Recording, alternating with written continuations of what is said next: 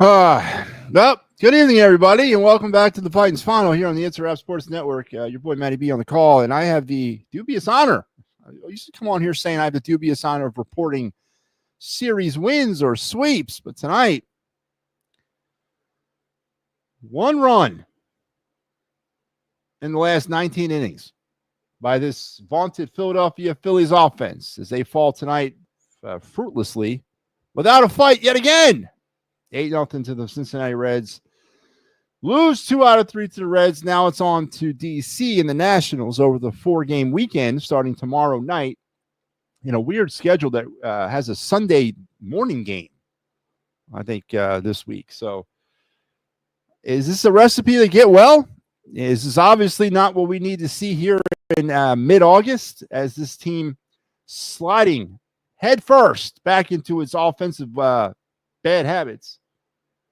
Just can't seem to get anything going. I mean, there's nothing fluid right now about this offense, and it's been this way over the course of the past 2 games in 1 inning. 19 innings, Phillies have scored 1 run. And how you guys doing tonight? It's good to see you. I'm on a little later than I thought I was going to be. We had an hour-long rain delay to start, but they got the thing in. Chris Sanchez, no, didn't pitch well, but didn't pitch terribly. Again, to me, it really has no bearing. The pitchers are giving you not great efforts every night, but they're giving you efforts. And he gave up, 4 runs? This game was in the grasp, and then the grand slam there obviously was the death knell. And we can get into Jordan Romano if you like. It's fine. I'm not putting this on him. I mean, yeah, he gives up a grand slam, and you can never do that. But once again, there's no sign of life from the offense. And where are the homers at tonight? Where's the crowd of people that thinks this offense is okay, that thinks this offense is a World Series contending offense? I really want to hear from you tonight, especially you, as we'll begin to break this thing down. 8-0 is your final. Phillies fall now to 69-51, 8-4 now for the month of August, which is good. You know, that's one of the better months they've had all season so far. But we leave Cincinnati with a lot of questions, man. A lot of questions. That sucks, Phillies. I guess that's pretty much how you sum it up there, Star Wars. Tough series loss. No, it's not, Joe. Joe, it's not. Stop saying tough. Tough means the Phillies actually fought their way through this series. They did not. They laid down. Since the 9th inning of game 1, there's been no offense to speak of with the exception of 1 home run. Ooh, here's a shocker. The only run scored in the last 19 innings was via the home run. Stop the presses, folks. We got some breaking news. No, it's not a tough loss. It was a terrible loss. It was no fight, no heart, no. Listen, they come off of a game on Monday night, which was arguably one of the more stoic character type wins of the season, and they follow it up over the last 2 nights with this stuff. These are the questions, and this is why I'm not in. I'm just not. I don't believe in the offense at all. I don't believe in this offense's ability to become sustainable over the course of a 5 or 7 or even 3-game series. This is why I'm out. This offense has never come lately. It's a capture of the lightning in the bottle type of offense. And you cannot win a World Series that way. I don't care how much of a homer you are. And Joe, I don't put you in that category. I don't at all. But there's no way you can come on here or go on a radio show or go look yourself in the mirror and say this offense is built to win a World Series. There's absolutely no way. And then some defensive woes tonight, little throwing a ball around the infield nonsense there. In that 3-run, was it 5th inning where they built a 4-0 lead? Kind of reminded me of some of the youth baseball I've been dealing with over the past 3 months, watching that nonsense. Just, I don't know, man. I don't know. I don't believe. I don't believe in this offense. I actually believe in the pitching. And Chris Sanchez was not good tonight. Not by a long stretch, not by any stretch of the word. But 8-0 is your final, man. Streakiness again, Ryan. Yeah, I guess it is. And can you win a World Series being streaky? I guess you could if you hit the thing right at the right time. But is this what you expect from the fourth highest payroll in Major League Baseball? I'm sorry. I don't want to upset the King homers out there by saying that it's possible to actually be a good baseball team based on your players and not have to be a hot team or catch a hot team, but you actually have built a good baseball team that can win a World Series. And this is not one. It's just not. It really isn't. And it upsets me to say that because they're a good team. I'll give you that. They're a competitive team on most nights. They are a playoff team, but they are not. They're not a World Series team. Not right now, they're not. Not a World Series team because they're streaky. It's been 4 years. Well, Ryan, hang on, man. You better be somewhere safe, brother, because the Homer Gestapo is going to come and herd you off to a re-education camp, brother. You can't say that. So, Ryan, are you saying to me, are you intonating to me that this team is essentially the same team over the last 4 years? Ryan, you better be careful, man. If that's what you're saying, you better be careful, brother, because there's some people going to come pay you a visit, man. That's right. They're coming with a butterfly net and a lot of red Kool-Aid. So I hope you're ready, because God help you if you say this team is the same team for the last 4 years, Ryan, because they're playing small ball. Ryan, did you not know that? In 2025, small ball is what they do now. They're a contact hitting baseball team. They've scored 1 run in the last 19 innings, and it was via the home run. But we are supposed to believe from the homers that this is not the same team over the last 4 years. That this team does not rely on the home run when they literally have scored 1 run in the last 19 innings, and that was via the home run. But we're off the reservation, Ryan. We can't see through whatever we can't see through. Again, I want to believe, man, and I want to be part of the in crowd. I truly do. But I'm not selling my soul for this. Drek, an offense that's predicated around hitting home runs, and I told you guys this weeks ago. That's fine. If that's what they are, that's fine. But that's not going to win you a World Series. You got to find some sort of balance within the lineup. And they don't have it right now. And when the power does go away, because it comes and goes in stretches, and when it goes away and you get absolutely nothing to supplant it or to support it or to drive in a run on a ground ball or a, God forbid, sacrifice fly. Is that a 4-letter word in baseball these days? And I know it's a 4-letter word in this town, sacrifice fly, because we don't do that at all. I saw, I think, the only one of the year the other day in Texas by Brandon Marsh. Like 1 sack fly. I don't think it's 1 all season, but it might as well be to me because that's all I've noticed. It's okay to be a power-laden team, and it's absolutely okay. And it wins you games. Most certainly does. But in order to win the ultimate prize, to bring John Middleton his effing trophy back, you got to find a way to get some offense going sustainably. You got to find a way to get up at the plate and actually have a competitive at bat.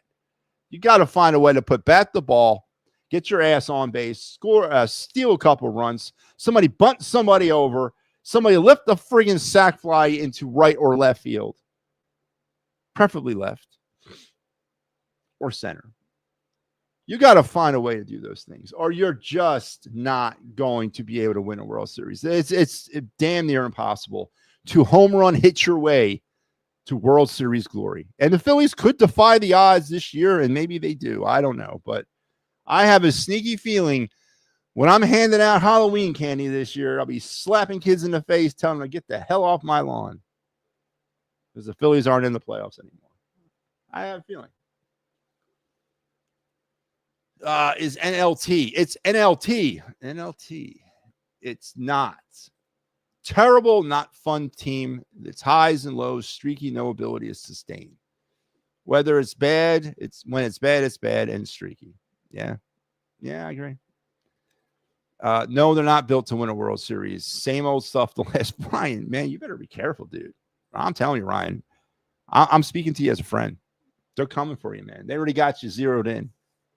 They're launching the Homer Re-Education Squad. And I think either Mike or Big Al's part of that or in charge of that. They're going to come to your house. You know, they're all going to be wearing like one of those helmets with the red flashing lights on it. And they got a vat of red Kool-Aid ready for you to drink because you're speaking subversive right now. Because Homer's out there wants you to believe that this is not the same team that it's been over the last 4 years. This is a different team. This is a team that knows how to manufacture runs. I don't know where they're seeing that at, and especially haven't seen it over the last 19 innings. Because this is a team that, if honestly you don't hit a home run, you're going to be pretty strapped to find some offense. And, you know, again, I'm not saying it can't work for you. And I'm not saying you technically can't do it that way. But you're sure as hell making it a lot harder on yourself. Rather be average and good than constant streakiness, ups and downs despite good record. Yeah, that's a good way to look at it too. Because it's a long baseball season, right? And when you get down to that portion of the season when it really matters, when you got to win those 3 games or those 5 games or those 7 games, if you have a team that's sustainable and you have a team that's going to put you in a position offensively every night to win those tight games, absolutely. I would actually feel comfortable too. More comfortable with that type of team than the power-laden gas house gorilla Phillies. Because we've seen the whole power thing not work. Not, you know, and I know this conversation's for a very long time from now, hopefully a very long time from now. But once we get to the offseason and we get the, you know, smoke and mirrors from Dombrowski about how we're always looking to upgrade the club and make some changes, blah, blah, blah. I really hope, for God's sakes, they are serious in 2026 about making some changes, because I can't go through another year of feast and or famine. I just can't do it. I need a team that can actually goddamn generate a run with something other than the homer. I really need it. And I think the city needs it. And I think with the window that is starting to close now, this is it. Starting in 2026, the window begins to shut. They're going to have to get creative by trying to keep that window open or propping a screwdriver in there so it don't slam shut. And I hope Dave Dombrowski can do it, and I hope they have the money to do it too. And it does leave some questions up about Kyle Schwarber. Would the Phillies be better off putting their Kyle Schwarber money, egg money, so to speak, in multiple baskets of multiple players versus paying him? I think it's an interesting question, but not necessarily a question for tonight. I said, okay, you better be careful. I know the homers are listening too. They're listening, and they're making their lists. I want to be wrong, but I don't believe I am. I hope I am. I agree, and I hope I am too. But let's head over to this damn box score. Phillies on the night, no runs, 3 hits, 3 friggin' hits, man. God damn, and 2 errors. That's right. Did they give the Phillies 2 errors on that one little sequence there of the high throw from Marsh to JT, and then the throwing error from JT to Kemp? Was it JT who threw that? It was like watching Little League. The Reds, 8 runs on 10 hits, no errors. Offensive standouts from the Phillies. I'm just going to kind of skip that page and go right to the offensive standouts for the A's. Miguel Andujar, what can you say? 2 for 4 tonight. 1 run, the Granny. It was a homer, a 4 RBI night for him. A trade deadline pickup from the Reds, or by the Reds from the A's, along with Cabron Hayes. You know, not for nothing. I know the Reds gave up some prospects, and they're not necessarily a laden heavy prospect team, and they gave up some pieces there. But Harrison Bader went 0 for 2 tonight. He went 0 for 6 in the series. He doesn't play every day. I'm wondering, and I said this prior to the trade deadline, and I know you got the closer, and maybe that does have that works for you.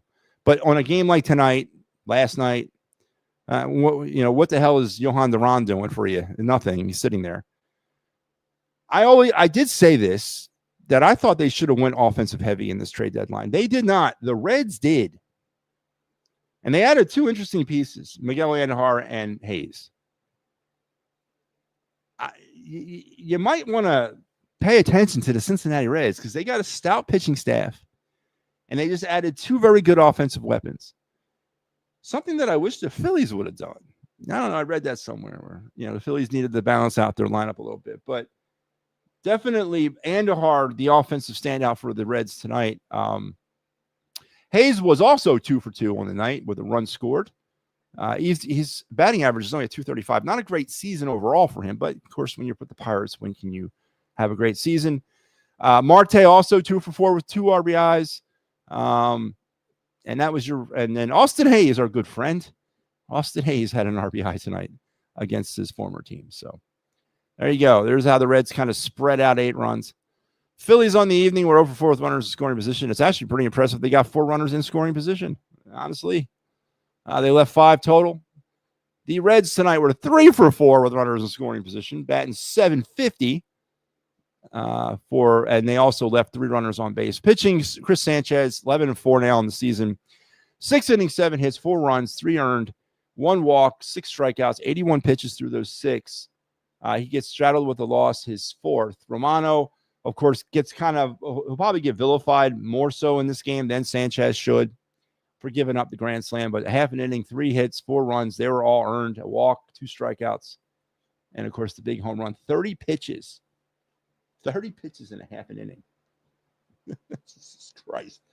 You guys know how that is, right? So essentially with 2 outs in the inning that he was pitching in, he had already thrown 30 pitches. It's amazing. And then Joe Ross probably had the most productive night for all the Phillies pitchers as he went 1 inning and a third, gave up no runs, no hits, no errors, and struck out 2. Hunter Green for the Reds, 6 innings, 3 hits, stellar, no runs, baseball, no walks, did strike out 6, 85 pitches, though, through those 6 innings. But in 2025, I guess that's acceptable. I don't think it is, but he lowers his ERA now to 2.47 on the season. It is his 5th win. Ashcroft, Barlow, Mall, and Pagan come in for the Reds in mop-up duty during the blowout. Scoring summary, it was all Reds. Reds would get it going in the 4th with the Marte double scoring Hayes. They make it 1-0. Then Hayes would double in the 6th, scoring Ellie to make it 2-0. Marte would knock in. Marte would single. And this was the play that scored the multiple runs, the 2 runs, with the Marte single, the throwing error, and then the other throwing error. So they scored 2 runs there, and then the Andujar grand slam in the 7th is how they get 8 runs. And the Phillies, I didn't read any of the Phillies scoring summary because there wasn't any. Phillies lose tonight 8-1 or 8-0. I gave them an extra run, 8-0. Steve says thumbs down. Thumbs down for the Phillies, Steve. Thumbs down for me. Thumbs down for everything. Be more specific, please. I want to hear from you. Let's get to the Broad Street bottom line.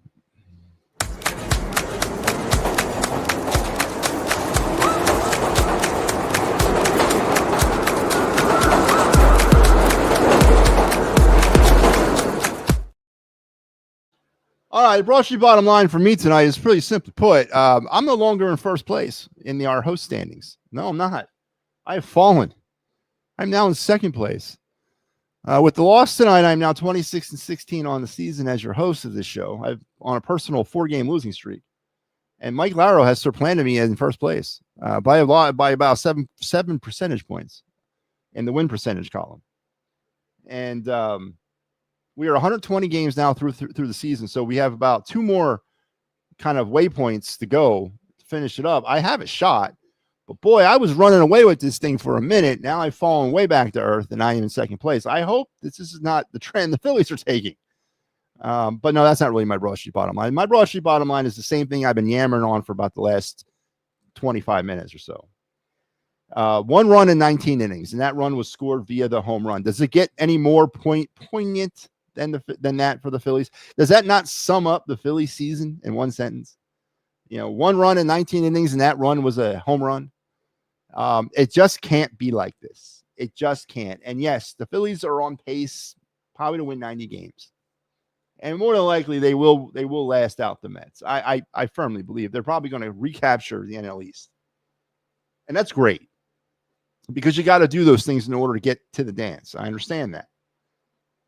But ever since about a week or two after the All-Star game, my eye has been fixated firmly on October.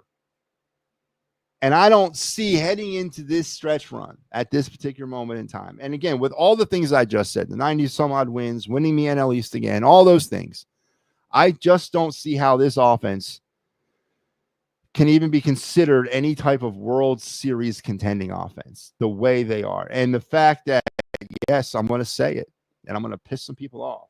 It's the same team since 2022, and they have not learned anything or not changed significantly anything about their approaches. And I fear for that. So my Broad Street bottom line basically is the more things change, the more they stay the same with this team offensively. Yeah, they're going to get you your 13-run blowout games. They're going to give you the 6 home run games. They're going to give you all that. But then they're going to give you 1 run in 19 innings. They're going to give you a series loss to the Reds, who are not necessarily a slouch, and I'm not going to categorize them. They're right in the hunt of this.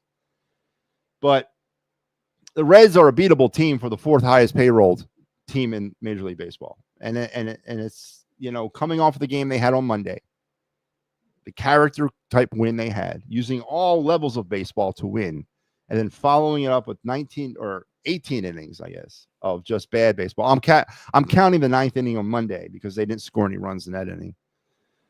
But you can't have that. This is not the recipe for success for a world champion. And I'm sorry. I truly am. I'm sorry to be the bearer of the bad news and the bearer of the reality of that. As much as it's making the homers turn over in their graves right now. I'm not assuming they're all dead, obviously. Homers are not dead. In fact, I know there's 2 of them alive and well within earshot of what I'm saying. So just can't have this type of offense, man. You can't. You cannot do it. These first 6 or 7 innings are our scouting reports getting crappy. What the F? Let's start getting out the gate again. Yeah, I mean, I don't know what, they went up against Brady Singer last night, who entered the game with an ERA north of 4. Tonight, Hunter Green ain't no slouch. I'll give you that. But they made Brady Singer look like Nolan Ryan, and tonight they just sort of continued to solidify what Hunter Green is turning himself into. I don't know. It's just terrible baseball, man. It's just, I don't know what else to say about it, man. Honestly, don't. What's up, Matty B? What's going on, Mickey Delaney? How are you tonight? Emporium Aisle 5, the long road trip special's going. Listen, they haven't gone to that. And I've been good about the Emporium. It's about to start its comeback for the summer. Trust me. And I am going to have a new improved graphic because the Emporium is now gone syndicated because it's not owned by just one person anymore. Now, matter of fact, there's a majority owner that's taken some stuff from Al that I'm going to have to give him his proper due here soon. But yeah, man, it's the Emporium. I've been nice. I've let it alone. I haven't gone after the Emporium, but I'm about to bring it back. Especially we're kind of in Emporium season right now because with the Eagles starting to kick off and all the excuses that are going to come flowing when they struggle out the gate, if they do, I got to get the Emporium back up. I got to get us refitted for the fall. So that's my job though, and that's baseball in aisle 8. Yes. Don't forget, also new. You know what, Steve? I can take a hint.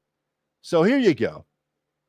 Don't forget, folks, as Steve alluded to, if you are having problem with your reality of your Philadelphia sports teams, if you're having problems dealing with the fact that, yes, indeed, this is the same team over the last 4 years, never fear, because you don't have to deal with that reality.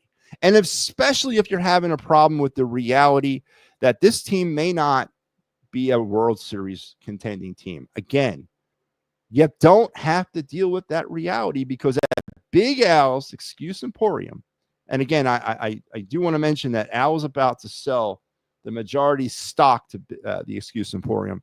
So I got to get that other person's graphic up there, and I'll work on that. And I'm sorry. But currently, it's still owned by Big Al. But at Big Al's Excuse Emporium, we got everything for you to not have to deal with that reality. As Steve alluded to, aisle 8, that's baseball. Aisle 5. What did he say? What was aisle 5? I don't remember what aisle 5 was. Aisle 5 was, that's a long road trip, right?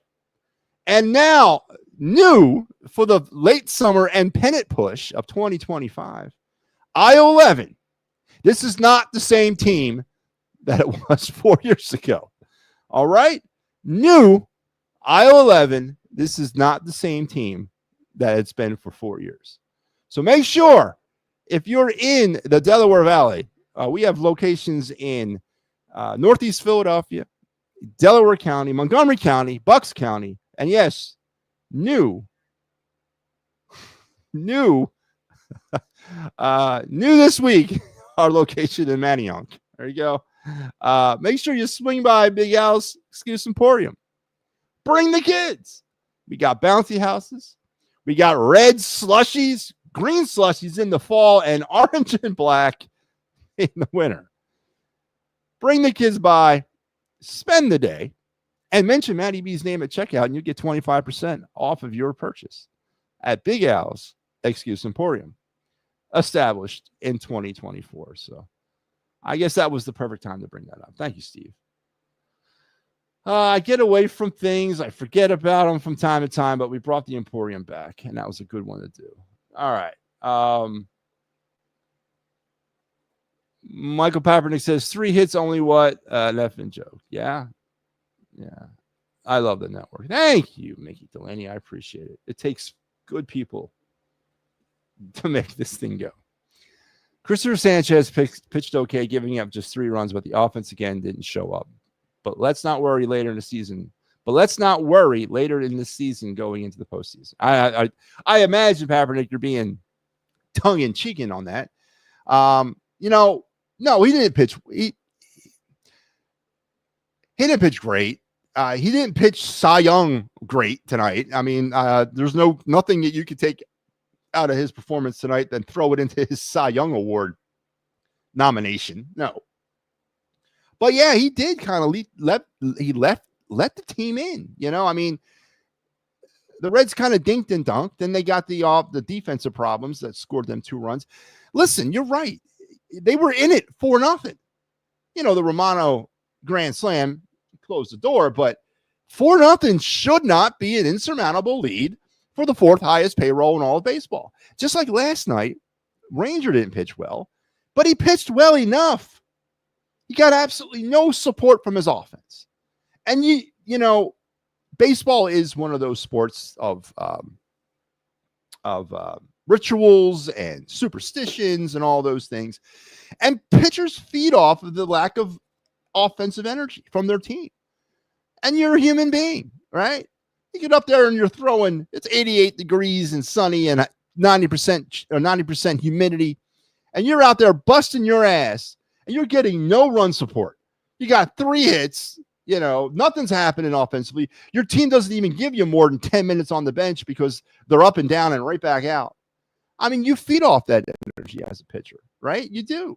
And the Phillies did not back up their pitchers. They honestly didn't. And they didn't back up and try to bail out their pitchers from less than average, or I guess average performances. But I'll give you that. And that's why I've said this, and I will maintain it the rest of the way. The reason we will not win a World Series in 2025 will not be because of the pitching. And yes, even Jordan Romano gets a pass here. We will not win a World Series not because of the pitching. It will be because of the offense. Am I making myself clear? It'll be because of this offense, being the fact that it's the same offense that it was 4 years ago and it has not figured it out yet. Simply put. Product quality will not suffer as a majority of shareholders switch hands. I hope it does, and I won't allow it to, because I have a stake in the Emporium as well. You know, I'm a silent partner. I'm back there in the shadows. You know, so I won't let it fail. I won't let the Emporium fail. You're right; it'll change hands. It will. It'll expand. It'll grow. It'll change somewhat of its identity, but it'll never get away from the essence of what Big Al's Excuse Emporium is all about. Wait until the Mariners come down and beat the Phillies. Yeah, and the schedule's not going to get any easier. 4-game series in Washington, to include a Sunday morning game, I think like 11 o'clock on Sunday, and then they're playing a string of games. They're playing like nonstop baseball for 13 days to start with the Rangers series. So they got the Rangers, Reds, Nationals, and Mariners back to back before getting a day off and then finishing it out. But, you know, and again, the Phillies haven't won anything. They got themselves a nice little lead that hopefully they can keep somewhat the Mets at an arm distance going down the stretch. And barring a colossal friggin' failure, barring a colossal breakdown, I mean, they're going to win 90 games, and they're probably going to win the division. I'll give you that. But that's not enough. It's not enough. And you guys know it. You know it as well as I do. That's not what we're in here for.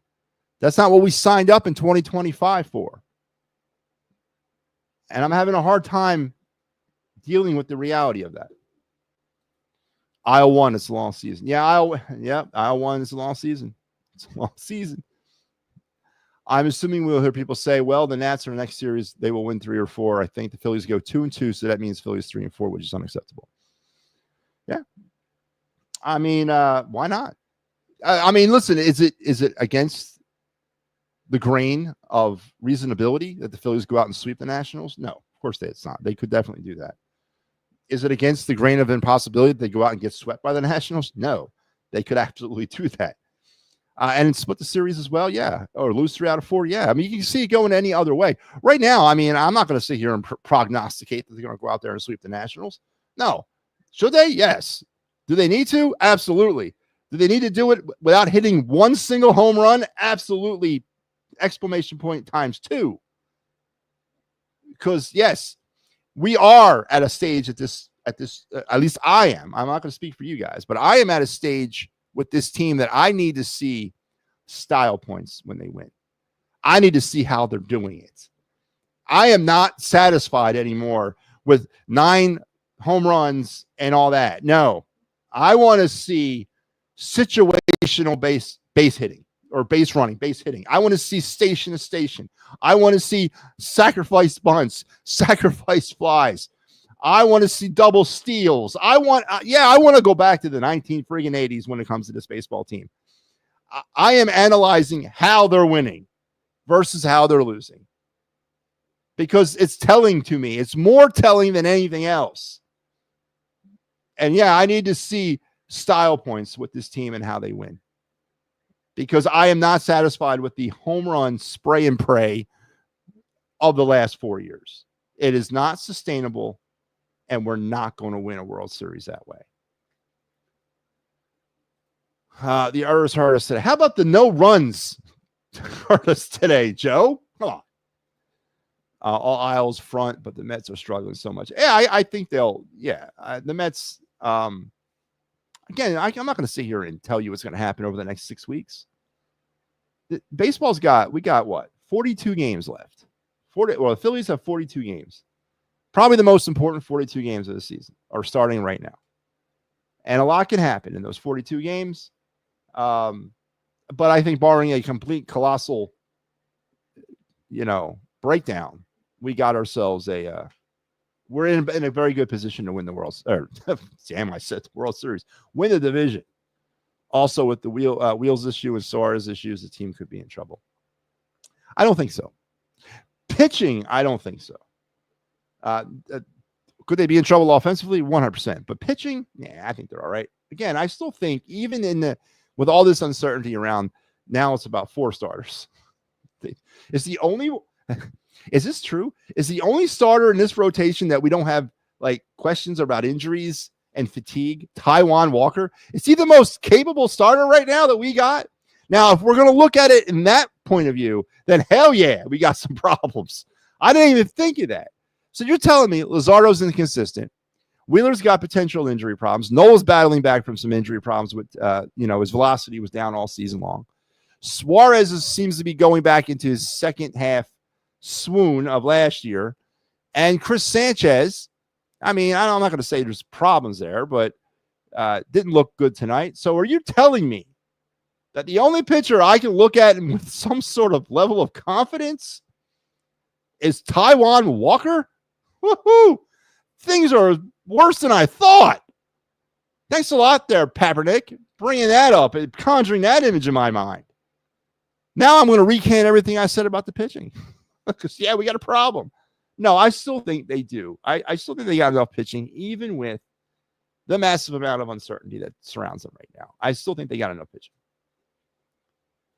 On the way in, everyone has flaws, a bestseller. Yes. Well, no, don't forget this one. This is the new one that I love. We still have beaten most of the teams in the National League. We have winning records against most of the good teams in the National League. That's the other one that I love to kind of, homer around. I mean, what the hell has that got anything to do with what's going to happen in October? I don't get that. This team, with all its pitching talent and talent offensively, just don't show up. Their pitching talent does. It's the offense. It really is. Mariners play the Mets 8-15 to 8-17. Yep, Mariners making a little bit of an East Coast trip. All right, let's go round the bases on this Wednesday night.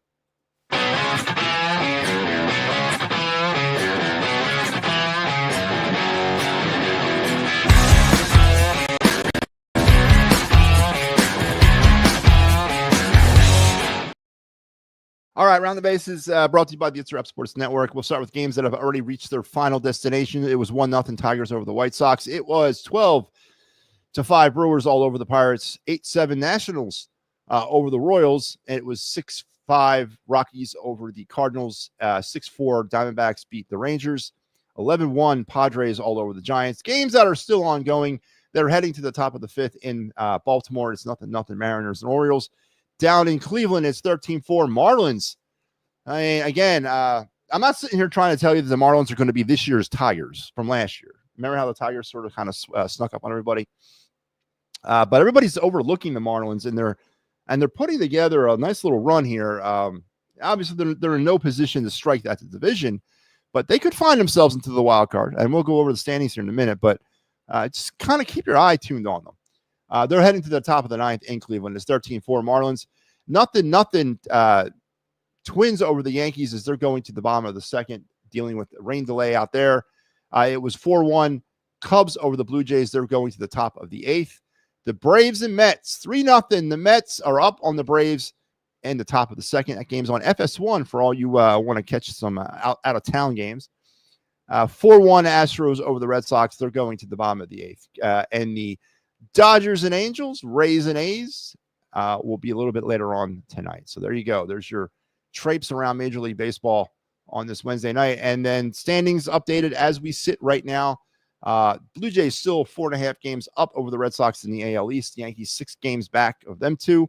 Out in the Central, it is the Tigers 6 games ahead of the Guardians. In the West, the Mariners and Astros are now tied for the lead in the AL West, with the Rangers a distant second place, 7 games back. In the NL East, the Phillies right now still have a 5-game lead over the New York Mets. No, let me update that. That should be 4.5. 4.5 game lead over the New York Mets at this point. Barring what happens to the Mets tonight in Atlanta, the lead could get down to 4, or it could go back up to, or just up to 5. Yeah, back to 5.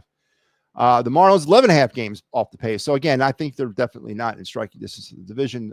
Out in the Central, Milwaukee's got an 8-game lead over the Cubs as they're running away with the Central. And in the West, the Padres are now in first place. The Padres have taken over first place over the Dodgers by a half a game out in the AL West or NL West at this current moment. wild card, Astros, Red Sox, Yankees are your wild cards. The Guardians are a game off the pace. The Rangers are 4 games off the pace, and the Royals are 4.5. In the National League, Cubs, Dodgers, and Mets are your wild cards, with the Reds just a game and a half off the pace. The Cardinals 4.5, Diamondbacks 5 or 6, Giants 6, and the Marlins only 7. So the Marlins have another good week. They could find themselves right kind of in between the Cardinals and everybody else. So don't sleep on the Marlins at this particular moment in time. And there you go. There's your walk around the scoreboard. There's your walk around the standings on this Wednesday night. And don't forget, here on the It's a Wrap Sports Network, the flagship show, the Final Word with Matty B, yours truly will not be seen tonight because I am on post-game duty. And it will not be seen.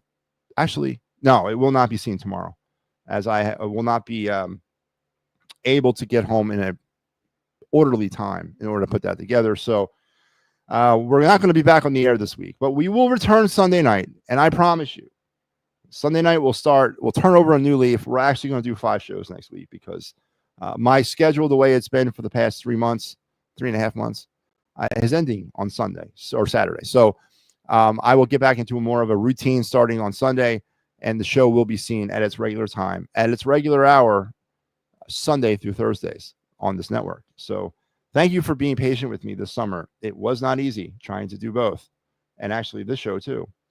But I will be back on Sunday, ready to turn over a new leaf with being more consistent with the final word.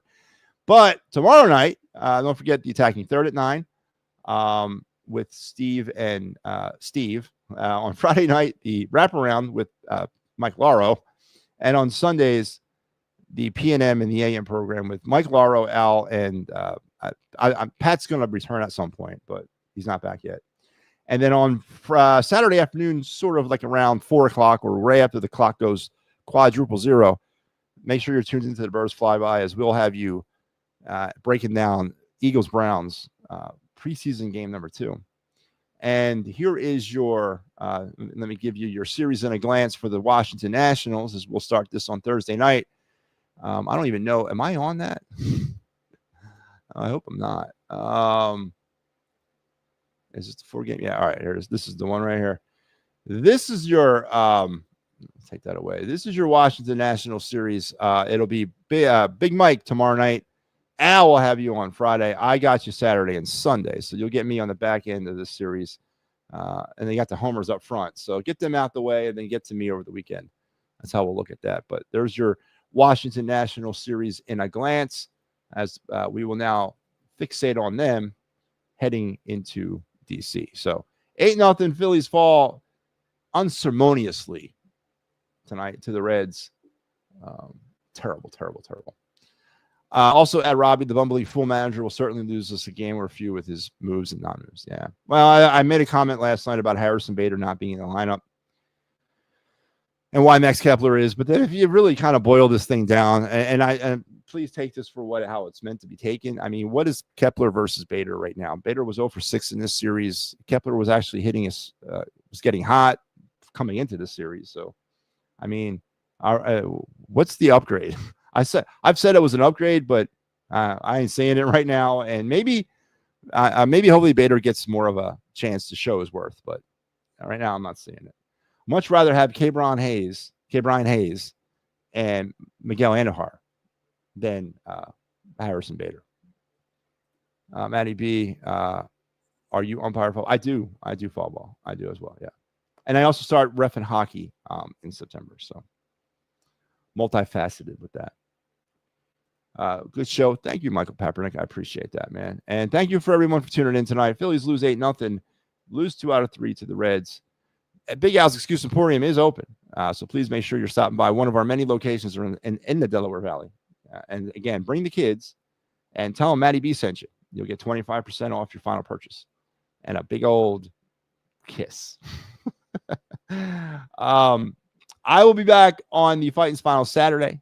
There will be no final word tonight or tomorrow, as we, I know. I can already feel it. I got you. But we're going to take a break. I wouldn't do it tonight anyway because I got post-game obligations, and tomorrow I'm just not going to be home in time to do it. So We're going to take a mulligan on these last 2 nights and then come back with a vengeance on Sunday, as we will have everything you've come to love about the Final Word, the day in Philadelphia sports history, the of the night segment, Matty B's card review, and yes, the phone lines will be open every night starting on Sunday, as we'll get back more into a routine heading into the fall, as my schedule is starting to lighten up considerably starting on Saturday. So I'll be back on Sunday, and it'll be a 5-day-a-week or 5-night-a-week show. I'll get back to my roots with that. Thank you for being patient with me this summer. But once again, the Phillies lose 8-0, and I get no discounts from Al. Yeah, you do.